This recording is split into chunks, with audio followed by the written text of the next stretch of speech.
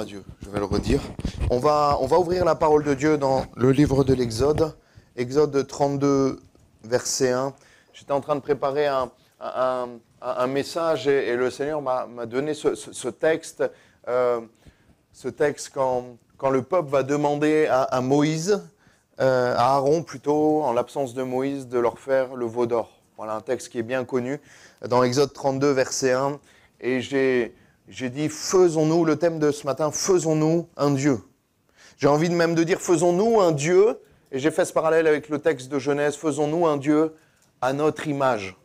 Voilà, le peuple qui a demandé un Dieu, un veau d'or, une idole, alors qu'ils avaient le Dieu l'Éternel. On le lit ensemble, Exode 32, verset 1. Le peuple, voyant que Moïse tardait à descendre de la montagne, s'assembla autour d'Aaron, lui dit, allons, fais-nous un Dieu qui marche devant nous. Car ce Moïse, cet homme qui nous a fait sortir du pays d'Égypte, nous ne savons ce qu'il est devenu. Aaron leur dit, ôtez les anneaux d'or qui sont aux oreilles de vos femmes, de vos fils et de vos filles, et apportez-les-moi. Et tous ôtèrent les anneaux d'or qui étaient à leurs oreilles, et ils apportèrent à Aaron. Il les reçut de leurs mains, jeta l'or dans un moule, et il fit un veau en fonte. Ils dirent, Israël, voici ton Dieu qui t'a fait sortir du pays d'Égypte. Lorsqu'Aaron vit cela, il bâtit un autel devant lui et il s'écria, demain il y aura une fête en l'honneur de l'Éternel. Le lendemain, ils se levèrent de bon matin et ils offrirent des holocaustes et des sacrifices d'action de grâce. Le peuple s'assit pour manger et pour boire puisqu'ils se levèrent pour se divertir. Amen. C'est un texte qui est terrible. C'est un texte qui est terrible. On le lit encore le verset 7. L'Éternel dit à Moïse, va, descends, car ton peuple que tu as fait sortir du pays d'Égypte s'est corrompu. Ils se sont promptement écartés de la voie que je leur avais prescrite. Ils se sont fait un veau en fonte, ils se sont prosternés devant lui. Ils lui ont offert des sacrifices et ils ont dit, Israël, voici ton Dieu qui t'a fait sortir du pays d'Égypte. L'Éternel dit à Moïse, je vois que ce peuple est un peuple au cou raide. Maintenant, laisse-moi, ma colère va s'enflammer contre eux, et je les consumerai, mais je ferai de toi une grande nation. Amen. On connaît ce texte, c'est l'une des histoires peut-être les plus connues de la parole de Dieu, ce veau d'or, pour ceux qui ont l'habitude de lire la Bible. Mais on va voir, on va étudier ce texte ce matin, et premièrement, je voulais voir, vous parler d'un Dieu qui ne parle pas, qui n'entend pas et qui ne voit pas. C'est ce qu'a demandé le peuple. Ils avaient le Dieu l'Éternel qui parlait, qui entendait, qui écoutait leurs paroles et leurs prières et qui agissait. Mais là, ils vont demander une statue. Ils vont demander, même faire une statue. Allons, fais-nous un Dieu qui marche devant nous. Et on tombe de plus en plus. Alors d'habitude, je vous préviens quand ça va piquer un peu. Ça va piquer un peu. Ça faisait 2-3 dimanches qu'on était tranquille là, non ? Ça allait. Ouais, ça a piqué un peu le week-end dernier aussi. Fais-nous un Dieu. Faisons-nous un Dieu. Et on tombe de plus en plus sur un Dieu sur mesure. Un Dieu à la commande. Un Dieu que l'on aimerait avoir. Selon notre volonté. Fais-nous un Dieu qui nous permette de faire en gros ce que nous voulons. Qui tolère ce qu'on a envie de faire. Qui nous permet de vivre comme nous avons envie de vivre. Qui nous ne dira pas ce qu'il faut faire ou ne pas faire, qui ne parle pas, qui n'entend pas et qui ne voit pas. Comme ça, l'homme peut faire ce qu'il veut. Dire ce qu'il veut, penser ce qu'il veut. Mais dans Psaume 115, verset 3, il nous est dit, notre Dieu est au ciel, il fait tout ce qu'il veut, alléluia. Leurs idoles, de l'argent et de l'or, elles sont l'ouvrage de la main des hommes. Elles ont une bouche et ne parlent point. Elles ont des yeux et ne voient point. Elles ont des oreilles et n'entendent point. Elles ont un nez et ne sentent point. Elles ont des mains et ne touchent point, des pieds et ne marchent point. Elles ne produisent aucun son dans leur gosier. Il leur ressemble ceux qui les fabriquent, tous ceux qui se confient en elles. Israël, confie-toi en l'Éternel. Il est leur secours et leur bouclier. Amen. Moi, j'ai envie de dire, je connais le Saint des Saints. Il n'y a pas besoin de se faire des idoles. Il n'y a pas besoin d'avoir un saint pour chaque problème. Un saint pour les problèmes d'argent, un saint pour la santé, un saint pour être protégé en voiture, un saint pour avoir une prospérité, peut-être même certaines pour enfanter. Moi, je connais le Saint des Saints, qui pourvoit en toutes choses, alléluia, qui n'est pas restreint à une statue, qui n'est pas restreint à quelque chose fait de main d'homme. C'est marrant, ils demandent un Dieu qui marche devant eux, mais cette statue, elle ne marche pas. Si on ne la bouge pas, elle ne marche pas, elle ne se déplace pas. Et certains chrétiens, certaines personnes aujourd'hui ont envie d'un Dieu sur mesure, parce qu'il y aurait trop d'interdits avec Dieu. Les seuls interdits que Dieu te donne, c'est pour te protéger. Les seuls interdits, les seuls commandements que Dieu te donne dans sa parole, c'est pour te protéger et t'éloigner du péché. Et pour te permettre de rester proche du Seigneur. Ça, j'ai mis un moment à le comprendre. Je croyais dans mon adolescence, quand mes parents m'amenaient à l'église tous les dimanches matins, je croyais à ce Dieu d'interdits. Il n'y avait que des interdits. Je voyais que des interdits. On n'a pas le droit de faire ça, on n'a pas le droit de faire ci. La seule obligation, c'était d'être à l'église tous les dimanches matins. Et je n'avais pas envie. Un Dieu t'interdit. Et après, j'ai compris dans l'amour et la grâce, la miséricorde de mon Seigneur, que tout ce qu'il me conseille de ne pas faire, c'est pour mon bien. Que tout ce qu'il me conseille de ne pas faire, c'est pour mon bien. Je vous l'ai déjà dit, mais quand j'étais enfant et que je voyais cette barrière en haut des escaliers, cette barrière, j'aurais même pu dire à mes parents, je suis emprisonné, vous m'emprisonnez. Non. Samuel, c'est pour pas que tu tombes dans les escaliers et que tu t'ouvres la tête. Et ça, je ne le comprenais pas à cet âge. Je voyais juste l'interdit. Et il y en a parmi nous qui ne voient que les interdits avec le Seigneur. Que ce qu'ils ne peuvent pas faire, ce qu'ils n'ont pas le droit de faire. Si tu vois ça, c'est que Dieu n'a pas encore changé pleinement ton cœur. Si tu vois que les interdits, si ta vie spirituelle, je l'ai déjà dit et je le redis, si ta vie spirituelle est lourde, tu es fait de venir à l'église, même louer le Seigneur, même le dimanche matin, c'est lourd. Que Dieu puisse changer ton cœur. Que Dieu puisse agir au plus profond de ton cœur, alléluia. Pour que tu ne vois pas les interdits de Dieu comme juste des barrières qui t'empêchent de faire ce que tu as envie de faire. Qu'il puisse changer ton cœur, ce cœur de pierre en cœur de chair. Et alors tu verras que même tes désirs, tes pensées et ta volonté va changer et se mettre en accord avec la volonté de Dieu. Amen. Le peuple s'assit pour manger et pour boire, puisqu'ils se levèrent pour se divertir. Et là on voit que là où Dieu n'est pas, il prend toute la place. Le péché prend toute la place. Il est marqué se divertir. Ça, quand on regarde le mot, c'est tout ce qui est les péchés sexuels. C'est-à-dire qu'ils sortent du culte, leur culte à eux, ils louent leur idole, ils les adorent, ils font des sacrifices comme un culte. Et après, ils vont faire n'importe quoi. Ils vont sombrer dans la débauche et dans la débauche sexuelle. Et certains, on ne pourrait ne pas comprendre ce que Dieu nous demande de faire, ce que Dieu nous demande de ne pas faire également. Mais toutes ces choses-là, c'est pour notre équilibre spirituel, notre équilibre, même j'ai envie de vie. Je me dis, mais aujourd'hui, notre monde part dans tous les sens, parce qu'il n'y a plus un socle, il n'y a plus la parole de Dieu, il n'y a plus les commandements de Dieu. J'ai envie de dire, à chaque fois, je relève les problèmes, et je me dis, mais les problèmes de société aujourd'hui, tout découle. Je me dis, s'ils avaient obéi à la parole de Dieu, il n'y aurait pas ces problèmes. Je me dis, aujourd'hui, il y a des problèmes même de logement. Mais la majorité des gens sont divorcés, donc il faut 2 logements. Ou avant, il fallait un logement. Mais tout découle de l'obéissance à la parole de Dieu. Des personnes qui n'arrivent pas financièrement. Parce que là où il fallait, ils payaient le loyer à 2, maintenant ils le payent tout seuls. Les enfants ils ont parlé de couvre-feu. On m'a dit qu'ils avaient instauré un couvre-feu pour les 13 ans à 23 heures. C'est parce que maintenant, les parents ne vivent plus ensemble. Donc la maman qui est tout seule avec les enfants, elle est obligée de travailler. Donc les enfants, ils sont livrés à eux-mêmes. Tout ça découle d'une désobéissance à la parole de Dieu. Le fait de rester unis dans le mariage, dans le cadre du mariage. Mais maintenant, le mariage est un concept très lointain. On veut pas, on veut une vie sur mesure, on veut une spiritualité sur mesure, avec aucune contrainte. Moi, je crois à un mariage solide. Moi, j'ai l'exemple de mes parents, un mariage solide, unique, durable, alléluia, dans le respect, dans l'amour, basé sur le fondement qui est Jésus-Christ. Amen. Et on voit que tous, quand on commence à mettre sa vie en règle au travers de la parole de Dieu, tout va découler, tout va s'équilibrer. Et tout peut se rééquilibrer, même dans ta vie qui est déséquilibrée, parce que Dieu n'est pas au centre, alléluia. Ils se sont écartés de la voie que je leur avais prescrite. Ils vont commencer à faire n'importe quoi. Ils vont commencer à faire n'importe quoi. Et il y en a même qui peut-être ne viennent plus à l'église parce qu'ils ont peur que Dieu leur parle. Ils ont peur, ils savent que ce qu'ils font n'est pas bien, ce que Dieu n'est pas d'accord avec ce qu'ils font, et ils ont peut-être peur même. Moi, ça m'est arrivé de trembler quand j'entendais un don spirituel. Je dis, ou non, pas elle, ou là là, pas lui. Parce que chaque fois que lui parle, là, ça tombe juste. J'avais peur des fois que Dieu me parle et que Dieu révèle des choses que je faisais qui n'étaient pas bonnes. Mais Dieu ne le fait pas pour t'accuser. Dieu le fait pour révéler, pour que tu puisses avancer, pour que tu puisses t'en occuper. Alléluia.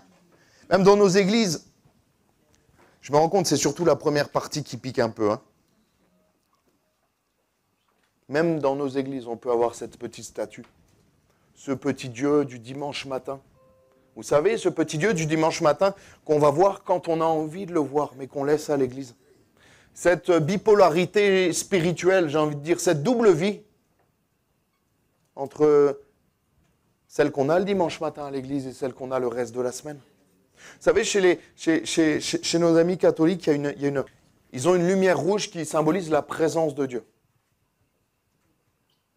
C'est parfait ça. Comme ça, elle est juste à l'église. Comme ça, c'est nous qui faisons l'effort d'aller voir Dieu. Quand on n'a pas envie, le reste de la semaine, on fait tout ce qu'on veut. Et on va juste le dimanche matin, on allume la lumière et on éteint la lumière quand on ne veut pas. On allume la lumière quand on a besoin de Dieu et on l'éteint quand on n'a pas besoin de Dieu. Dieu veut beaucoup plus que ça. Et même nous, en tant que... On peut rigoler, on peut se dire, mais le peuple, ils ont fait une idole quand même. Nous, on ne fait pas ça. Mais nous, on peut tomber dans cette religiosité. Cette petite religiosité à cloisonner, j'ai envie de dire, Jésus, dans une partie de ta vie. Dans une pièce de ta maison. Que tu vas quand tu as besoin, que tu refermes à double tour quand tu n'as plus besoin. La semaine loin de Dieu et le dimanche à l'église. J'ai envie de dire, le Seigneur veut beaucoup plus. Le Seigneur veut t'apporter beaucoup plus. Et que toi, tu ailles beaucoup plus loin à l'église. Et je l'ai dit à l'église de pasteur l'autre fois. C'est pas dur de se sentir bien dans la présence de Dieu. Ce n'est pas parce que tu te sens bien dans la présence de Dieu que tu es enfant de Dieu. Amen. Ce n'est pas parce que tu te sens bien dans... Je veux dire, c'est normal que tu te sentes bien dans la présence de Dieu. Mais le Seigneur veut beaucoup plus qu'un ressentiment. Il veut beaucoup plus que tu sois bien 2 heures dans la semaine. Il veut t'accompagner le reste du temps. Alléluia. Il ne veut pas juste que tu te sentes bien dans la présence de Dieu. Il veut que cette présence, elle t'accompagne. Elle sorte de l'église et elle te suive toute la semaine. Alléluia. C'est pas dur de se sentir bien dans la présence de Dieu, mais le Seigneur veut beaucoup plus que ça. Ça ne veut pas dire que tu te sens bien, dans les champs avec les frères et sœurs, dans des moments conviviaux comme ça. Que tu es forcément enfant de Dieu. Partie 2 que je voulais voir avec vous, un Dieu sur mesure. Qui connaît Subway? C'est une chaîne où tu fais des... Il y en a à Nice ou pas? Ah ouais, je n'ai pas vu encore. Ah ouais? Moi j'aimais bien avant, C'est pas bien? Subway, c'est une marque en fait, c'est un genre de fast-food et tu fais ton sandwich. Tu fais son sandwich et en fait tu fais ton sandwich sur mesure. Tu mets ce que tu veux. Je crois que même tu peux choisir le pain. Tu choisis tout ce que tu veux. Après tu mets de la salade, un peu de salade, un peu d'oignon. Non, pas d'oignon. Un peu de tomate. Oui, la tomate. Vous voulez du poulet ou du bœuf? Ça vous fait rire, mais dans nos églises, on tombe dans ces dérives-là. On veut des églises Subway. Et on tombe sur... les amis, hop, c'est moi le sandwich. On tombe sur ce genre de spiritualité, de choisir. Être gentil avec les autres, oui, bien. Aimer son prochain, bien. Même servir au resto du cœur, super. Mais le péché, ah non, le péché, on ne va pas l'enlever, on le met, hein, on le met dans le sandwich. Parce que l'enlever, non, après, c'est pas ce que je veux. La consécration... Ah non, ça, on ne va pas la mettre. Je suis allergique à la consécration. Je suis allergique à la vie de prière, à passer du temps, 1 heure dans la prière le mercredi. Ouais, non, moi. Juste le dimanche, en plus, le mercredi, il n'y a pas de chant. Avec l'ancien pasteur, il y avait des chants. Avec Samuel, il n'y a plus de chants. Je ne vais pas venir à la prière quand même. Et on se fait une vie spirituelle sur mesure. Les choses impures que je regarde, ah oui, je sais que ce n'est pas bon à la santé, mais j'en mets quand même. Vous savez, les oignons frits, là. C'est pas bon à la santé, mais c'est tellement bon quand même pour le corps, c'est bon. Hein. Les choses impures que je regarde, que je fais, que tu laisses dans ton sandwich. Parce que tu veux un sandwich sur mesure, tu veux une vie spirituelle sur mesure. En fonction de toi, ce que ton corps désire, ce que tes désirs te disent de faire. Ah, le vol, non, je ne peux pas l'enlever, le vol. Le mensonge, non, le mensonge, je ne vais pas l'enlever. En fait, ils ne voulaient pas suivre Dieu. Ils voulaient que Dieu les suive. Et il y en a plusieurs qui sont dans ce cas-là. Ils voulaient que Dieu les suive dans leur projet. Mais Dieu t'a dit, viens et suis-moi. Il n'a pas dit, est-ce que je peux te suivre? Permets-moi de te suivre. N'inverse pas les rôles avec Dieu. C'est à toi de suivre le Seigneur. La colonne de nuée, la colonne de feu marchait devant eux. Elle ne les suivait pas. C'était à eux de se lever. Quand elle s'arrêtait, ils s'arrêtaient. Hop. Ils suivaient la colonne. Et c'est à nous de suivre le Seigneur. Lève-toi et marche. Viens et suis-moi. Les disciples, ils laissèrent tour et le suivirent. Ce n'était pas Jésus qui suivait les 12 disciples, les 12 apôtres. Une église à la carte, des prédications en fonction de ce qu'on veut entendre. Une prédication, j'ai rien contre les prédications sur Internet, j'en regarde même, mais c'est en plus de ma vie spirituelle, c'est en plus de ma vie d'église. Je parlais avec quelqu'un ce matin et je me disais, comme par exemple, c'est une super église, j'aime beaucoup, franchement j'aime beaucoup la porte ouverte. Et on sait le thème à l'avance, c'est bien ça. Mais moi j'ai peur de faire ça. Parce que je me dis, la bénédiction, l'église va être pleine. La crainte de Dieu, un peu moins. Consécration, on sera 8. Le péché, 3. Je ferai la Sainte Seine, je ferai chanter, je prêcherai. Non, j'allais dire je passerai les chants, mais je pense qu'il y aura Claude quand même. Et sur Internet, c'est ça. Tu choisis ce que tu veux écouter, quand tu veux écouter, si tu veux écouter. Si le pasteur dit un truc que tu n'as pas envie, tu mets sur pause, tu dis, il est gonflé lui quand même. Quand il me parle de péché, il me parle de péché. Aujourd'hui, en 2024, on parle encore de péché. Alors que moi, je veux juste être bien, je veux une spiritualité, bien-être. On parle d'énergie aujourd'hui. Ah, les énergies, c'est bien, les énergies. Faire des câlins aux arbres. Non, mais c'est pas ce que Dieu veut, en fait, pour toi. C'est pas ce que Dieu veut pour toi. Exode 13, 21, l'Éternel allait devant eux, le jour dans une colonne de nuée pour les guider dans leur chemin et la nuit dans une colonne de feu pour les éclairer afin qu'ils marchassent jour et nuit, pas l'inverse. Le problème c'est que tu ne veux pas obéir à Dieu, mais tu veux que Dieu t'obéisse. J'ai eu du mal à écrire cette phrase, elle m'a fait bizarre. J'ai écrit ça, tu veux que Dieu t'obéisse. C'est terrible comme phrase, il y a un truc qui ne va pas. La vie d'église et la prédication, je me considère, vous allez rigoler, mais comme un diététicien spirituel. Ma sœur est diététicienne, moi je suis diététicien spirituel. Mon rôle, c'est de vous donner de la nourriture. Une nourriture équilibrée, que je vais chercher dans la présence de Dieu et dans la parole de Dieu. Comme tes enfants, tu leur donnes une nourriture équilibrée. Non? Normalement, moi, mais... Parce que si tu leur fais manger... Moi, j'ai un faible pour les burgers congelés. On parle beaucoup de nourriture ce matin, non? J'ai faim, c'est peut-être ça. Et ces burgers congelés, c'est pas bon. C'est vraiment pas bon à la santé, je le sais, comment c'est pas... Mais j'aime ça. Mon corps, il aime ça. Je pourrais manger ça matin, midi et soir. Mais quand j'étais petit, ma maman, elle me mettait des brocolis, des assiettes de brocolis. Et j'aimais pas du tout ça.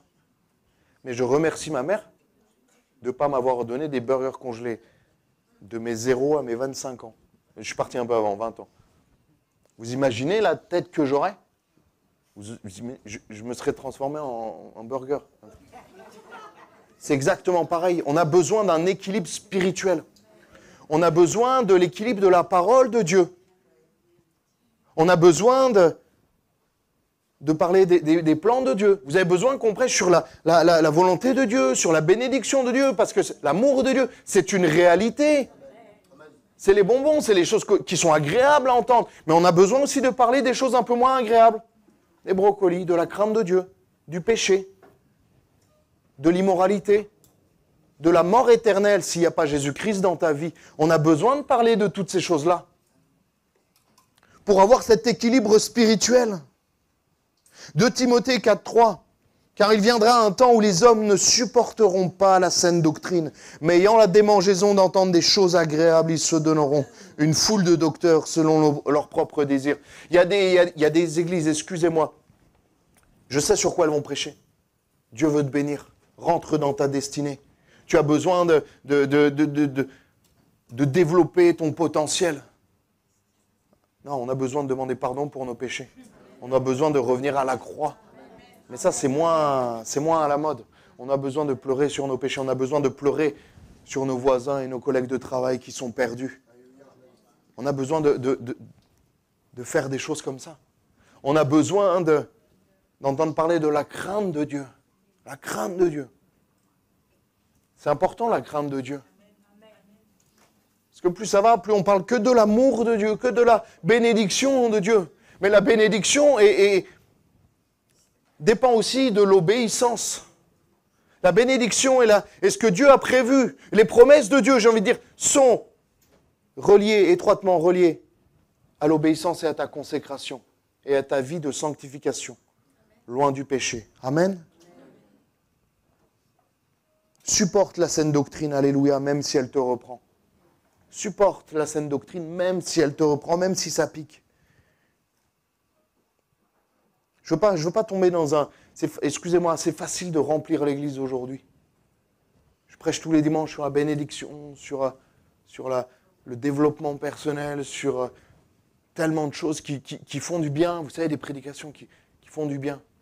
Mais les prédications qui ne font pas du bien, c'est parce qu'elles te reprennent et qu'elles sont en train de changer quelque chose peut-être à l'intérieur que le Saint-Esprit met en lumière. Et on a besoin de ces choses-là, on a besoin de cet équilibre. Tu as besoin d'une église où la parole de Dieu est prêchée dans son ensemble. Tu as besoin d'une église où on ressent la présence de Dieu. Un pasteur qui t'encourage et un pasteur qui te reprend quand il y a besoin. Des fois, je suis passé du meilleur pasteur du monde au pire, en une phrase. Je vous assure, hein. Et genre, j'avais même des petits chocolats à Noël et tout. J'étais trop bien, Samuel, c'est trop bien. Tes prédications, super. Une phrase, j'ai dégringolé. Je les ai repris sur quelque chose qui n'était pas en accord avec la parole de Dieu qui faisait. Pour leur bien, avec amour, avec bienveillance, mais aussi avec fermeté. Et c'est pas passé. Tu as besoin de la saine doctrine. Tu as besoin, on a besoin, j'ai besoin. Moi, j'ai des amis pasteurs qui m'ont déjà repris et qui m'ont dit « Samuel, fais attention à ça. Fais attention quand tu fais ça, quand tu dis ça, fais attention. » Au départ, ça m'a agacé. Après, je me dis « Il a raison. C'est un ami, il a raison. Il le fait pour mon bien. » Ça m'a dérangé au départ et après, je suis rentré un peu en moi-même comme le fils prodigue et je me dis « Il a raison, il faut que j'arrête. Il faut que j'évolue. Il faut que je change. Amen. » Tu as besoin de frères et sœurs, il a été rappelé encore ce matin, qui prient pour toi. Alléluia. Qui sont là et qui se tiennent à la brèche avec toi. Tu as besoin de la parole, tu as besoin de la louange, tu as besoin de la prière. Tu as besoin d'une vie d'église équilibrée. Tu as besoin d'une église qui est déjà équilibrée elle-même, basée sur la parole, basée sur le socle, alléluia, sur le rocher des siècles. Tu as besoin, même si c'est pas le plus beau quartier de Nice, même si c'est pas le plus grand groupe de louanges, même si ce matin il n'y avait pas de chœur, il n'y avait pas de batterie, mais il y avait la présence de Dieu. Amen. C'est important de le comprendre, ça, les frères et sœurs. C'est important de le comprendre. Parce que le problème, c'est qu'il n'y a pas plusieurs dieux, il n'y a qu'un Dieu. Le Dieu d'Abraham, d'Isaac et de Jacob, le Dieu de la parole de Dieu, le Dieu de la Bible.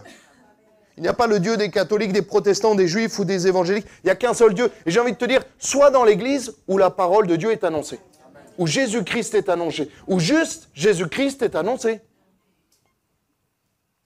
Parce que s'il n'y a pas qu'un Dieu, tous les autres dieux sont des idoles. Soit sur une église qui soit entièrement dans la parole de Dieu, qui n'a pas d'idole comme de veau d'or, qui n'a pas, même où le pasteur n'est pas une idole. C'est important, les frères et sœurs, c'est vraiment important. Parce qu'il n'y a qu'un seul Dieu, et Dieu est un Dieu jaloux. On ne le dit pas souvent, ça aussi. Dieu est un Dieu jaloux. Dieu désire l'exclusivité. Il ne veut pas un veau d'or, il ne veut pas une autre statue, il ne veut pas quelque chose qui prendrait sa place dans ta vie. Je voudrais voir aussi avec vous, le lendemain, verset 6, le lendemain, ils se levèrent de bon matin, ils offrirent des holocaustes et des sacrifices d'action de grâce. Et on l'a lu, le peuple s'assit pour manger et pour boire, puis ils se levèrent pour se divertir. On recherche un Dieu plaisir. On recherche, tout est basé aujourd'hui dans les pubs, dans les publicités, dans les produits, sur le fait de se sentir bien. En anglais, ça s'appelle feel good. Le fait de se sentir bien, des choses qui vont faire du bien, on parle d'énergie, on parle de développement personnel, on parle de choses comme ça, qui sont contraires à la parole de Dieu. Où on peut se divertir en même temps que faire du spirituel. On n'est pas là pour se divertir. C'est pas parce qu'il y a de la joie, c'est pas parce qu'il y a de la bonne humeur qu'on est content de se voir, mais on n'est pas là pour se divertir. On peut se divertir après. On est allé à la mer l'autre fois, c'était très bien, on va avoir un barbecue là, au mois de mai, là on se divertit. Mais quand on est dans la présence de Dieu, on n'est pas là pour se divertir. On est là pour louer et adorer le Seigneur. Amen. Il y a un temps pour tout, la Bible nous dit. Il y a un temps pour tout. Parce qu'ils vont mélanger. Et c'était le même problème avec les Corinthiens. Ils vont mélanger dans leur sainte scène, ils vont faire des grands repas et après ils vont tomber dans les débauches, ils vont boire trop de vin et après ça va tomber sur... Parce que l'homme est mauvais déjà de base quand il n'y a pas Dieu et Dieu n'est pas dans ces affaires-là. On voit qu'ils vont se divertir en même temps que faire du spirituel et ça va partir sur la débauche sexuelle, sur des choses qui sont terribles et qui déplaisent à Dieu. Et c'est parti de quoi? C'est parti de Aaron, qui n'a pas été ferme, qui a eu peur de déplaire aux hommes, qui n'a pas tenu bon, j'ai envie de dire, dans la saine doctrine, qui n'a pas tenu bon dans ce que Dieu avait prévu et dans ce que Dieu avait demandé. Je veux dire, tiens bon dans ta famille, tiens bon dans ton foyer, dans ce que tu tolères ou de ce que tu ne tolères pas. C'est important. Dans ce que tu fais, dans ce que tu demandes aussi autour de toi, sois ferme dans la doctrine. Avec amour, avec bienveillance. Il y a des choses sur lesquelles on ne peut pas rogner. Il y a des choses sur lesquelles on ne peut pas tolérer certaines choses. Alléluia. Ce n'est pas parce que tout le monde le fait aujourd'hui. Ça va, j'ai tué personne. C'est normal aujourd'hui d'avoir des relations en dehors du mariage. Ça ne fait de mal à personne. Des choses qu'on entend. Spiritualité sur mesure. Parce que ces choses-là, elles ne viennent pas de Dieu. Dieu a mis un cadre. Dieu a mis un cadre pour toutes ces choses. Dieu a mis un cadre dans le péché, dans la sanctification, pour qu'on puisse s'en tenir éloigné. Parce que si tu vis de cette manière-là, le Seigneur n'est pas avec toi. Tu peux le dire, Jésus est avec moi, ça ne changera rien. Ce n'est pas parce que tu le dis qu'il est avec toi. Mène une vie de sanctification, mène une vie de consécration loin du péché, pour que véritablement le Seigneur soit avec toi, même si tu ne le dis pas. Amen. Vous êtes toujours là? L'avantage quand même avec une statue, parce qu'il y en a, c'est qu'elle ne bouge pas. Et c'est nous qui décidons d'aller la voir quand on veut. Quand on n'a pas envie, elle ne nous reprend pas. Hein. La statue, elle ne va jamais t'embrouiller. Elle ne va jamais te dire, Samuel, pourquoi tu as fait ça? Pourquoi tu as dit ça? Pourquoi tu as regardé ça hier? Ça, le Saint-Esprit peut te le dire. Bon, la statue, elle ne va pas aller contre toi. Il y en a, il leur faudrait une statue. Parce qu'ils sont persuadés de choses qui ne viennent pas de Dieu. Ils sont persuadés, ils se le répètent, donc Dieu est avec moi. Non, Dieu n'est pas avec toi parce que tu vis dans le péché, mon ami. Et si tu vis dans le péché, Dieu ne peut pas être avec toi. Mais en fait, ils en sont convaincus. Ils en sont tellement convaincus parce que le Saint-Esprit est plus en eux. Donc le Saint-Esprit ne les reprend pas. Parce qu'ils ont juste cette statue qui, des fois, ils sont convaincus qu'elle leur dit ce qu'ils ont envie d'entendre. Qu'il leur accorde le droit de faire ce qu'ils ont envie de faire. Et tout ça est parti aussi à cause de leur impatience. Le peuple, voyant que Moïse tardait à descendre de la montagne un peu plus loin, car ce Moïse, vous vous rendez compte comment il parle de Moïse? Car ce Moïse, cet homme qui nous a fait sortir du pays d'Égypte, nous ne savons ce qu'il est devenu. Veille sur ton impatience. Veille sur ton impatience avec les choses de Dieu. La Bible nous dit dans Habakkuk, là c'est concernant les prophéties, mais ça peut être pareil pour ce que Dieu, pour tes prières, Habakkuk 2:3, car c'est une prophétie dont le temps est déjà fixé. Elle marche vers son terme, elle ne mentira pas. Si elle tarde, attends-la. J'ai envie de dire, si la réponse de Dieu tarde, attends-la, amen. Car elle s'accomplira certainement, si c'est la volonté de Dieu. Et là, parce que le peuple n'a pas voulu attendre cette promesse que Dieu leur avait faite, de les mener à bien dans le pays promis, ils ont commencé à faire des choses qui déplaisent à Dieu. Et nous, on voudrait tout de suite. On voudrait une spiritualité instantanée. On voudrait que Dieu réponde instantanément. Et des fois, il le fait, amen. Mais des fois, il ne le fait pas. Des fois, il tarde.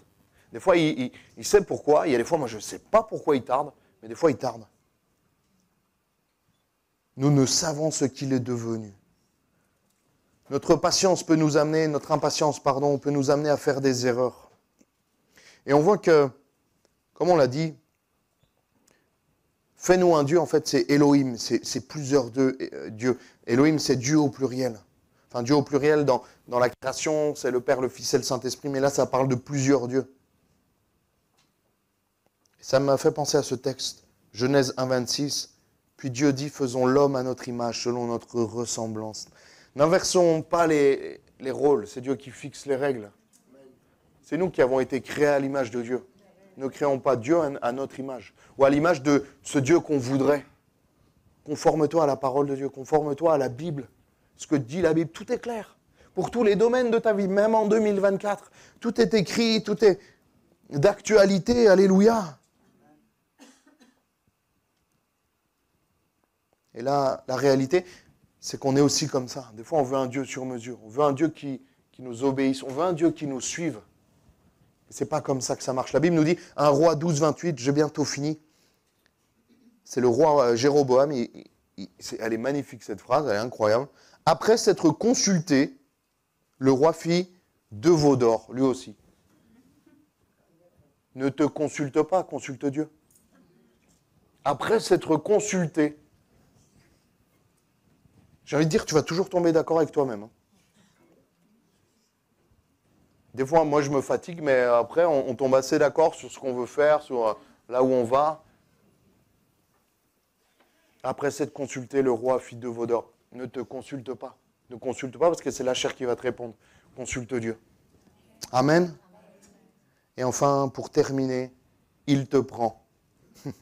ôter les anneaux d'or. Ça commence avant de servir une idole, avant de servir un autre Dieu que Dieu. En réalité, quand tu sers quelqu'un d'autre que Dieu, ça vient des ténèbres, tout simplement. Vu qu'il n'y a pas d'autre Dieu. Le reste, c'est quoi? C'est les ténèbres. ôtez les anneaux d'or qui sont aux oreilles de vos femmes, de vos fils et de vos filles, et apportez-les-moi. Le problème, c'est que si tu ne sers pas Dieu, eh ben, celui qui est de l'autre côté, il va te prendre tout ce que tu as de plus précieux. L'or et l'argent. Tout ce que tu as de plus précieux, ta vie, ta santé, ta famille. Ça commence toujours par donner. Ce que tu considères comme des dieux finissent toujours par te prendre tout ce que tu as. Avant même de créer leur Dieu n'est pas là, leur idole n'est pas là, leur veau n'est pas là. Ils doivent donner leurs bijoux, leurs anneaux d'or. Ce qu'ils ont de plus précieux. C'est terrible.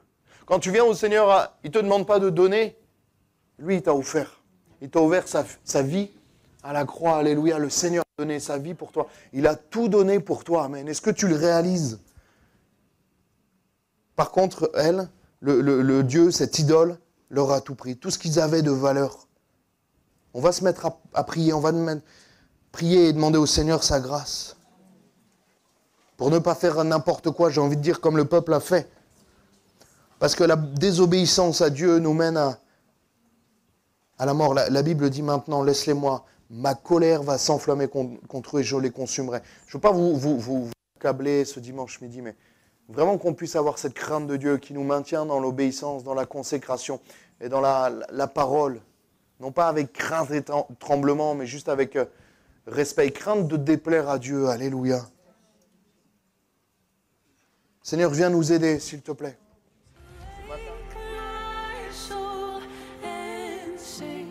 Sing his praise aloud. Sing his praise.